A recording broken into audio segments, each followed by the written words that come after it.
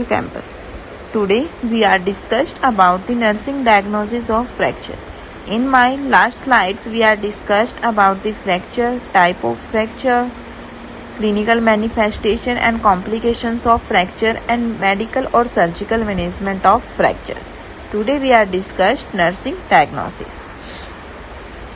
Nursing diagnosis first is acute pain related breakdown of continuity of the bone as evidenced by facial expression and verbalization of patient.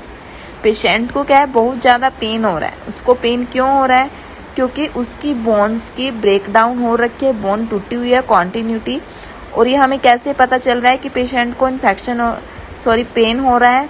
As evidenced bye उसके facial expression को देख के और patients के वर्बलाइजेशन के द्वारा हमें ये सब कुछ पता चला है. This is our nursing diagnose. तो अब नर्सिस के पास डायग्नोज होगा तो उसका गोल क्या है? Patient will not feel pain. Patient क्या है, पेन फील ना करे, उसके पेन को कम करना है. तो नर्सिंग का एक्शन क्या होगा, इंटरवेंशंस क्या होंगी? Assess the onset, duration, location, severity and intensity of pain. Nurse को पहले क्या करना है, देखना है कि उसको पेन कितनी देर तक हो रहा है, किस साइट पे हो रहा है, ज़्यादा हो रहा है या कम हो रहा है, और पेन की इंटेंसिटी क्या है. Administer the analgesic according to physician order. After that जो डॉक्टर ने ऑर्डर दे रखा है उसके अकॉर्डिंग हम उसको एनाल्जेसिक्स लगाएंगे. After that provide comfort devices like sandbag for immobilisation of affected part. After that कि हमें अगर लगता है कि पेशेंट्स अपने फ्रैक्चर्ड पार्ट को ज़्यादा हिला डुला रहा है, उसकी वजह से उसको पेन हो रहा है, तो हम उसको इमोबिलाइज कर देंगे. अगर इमोबिलाइज कैसे करेंगे, कोई भी वेट, हैवी वेट लिफ्ट कर देंगे. वो सैंड बैग भी हो सकता है या फिर कुछ आप इंट्स वगैरह भी यूज कर सकते हो. Provide diversion therapy. उसका माइंड डाइवर्ट हो उसके लिए हम डाइवर्जन थेरेपी दे सकते हैं.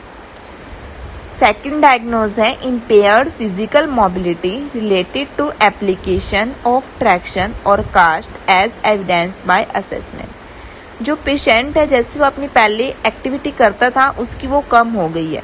वो कम क्यों है? क्योंकि हमने उसको ट्रैक्शन दे रखा है, वेट वगैरह हमने उसको पुली कर रखा है, तो उसकी वजह से वो नॉर्मल वर्क नहीं कर सकता. ये हमें कैसे पता चला है? असेसमेंट के द्वारा.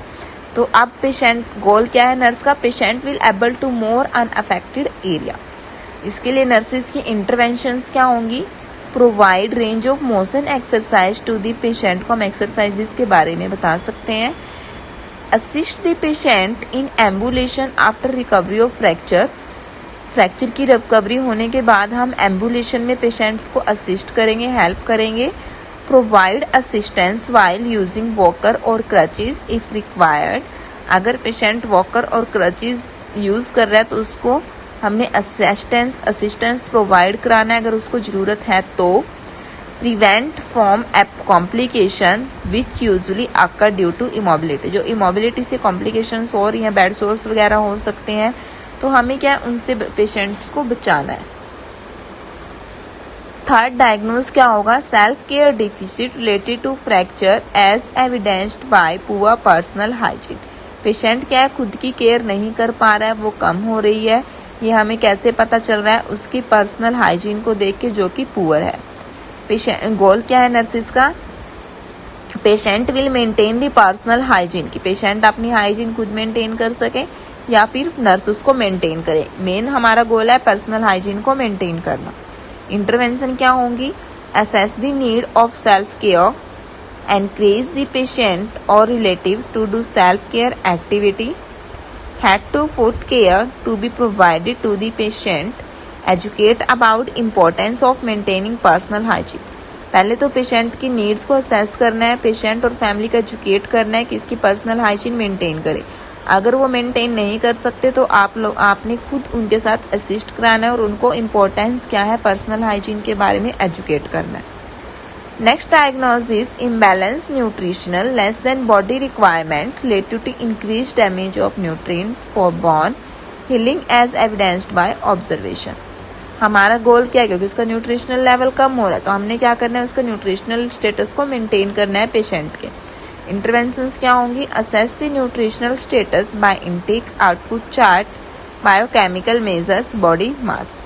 हम पेशेंट्स के इनटेक आउटपुट चार्ट मेंटेन कर सकते हैं और उसका बायोकेमिकल चार्ट, उसके हिस्टामिन वगैरह चेक करा सकते हैं, बॉडी मास इंडेक्स बना सकते हैं। Maintain intake output chart daily basis पे हमने इसको रेडी करना है। Encourage the patient to take protein rich diet, patient को बोलना है कि ज़्यादा से ज़्यादा मात्रा में प्रोटीन ले, जिससे फ्रैक्चर जल्दी हील हो जाएगा। Plenty of fluid and frequent intake of meal is necessary. Try to assess the daily weight of the client. Thank you.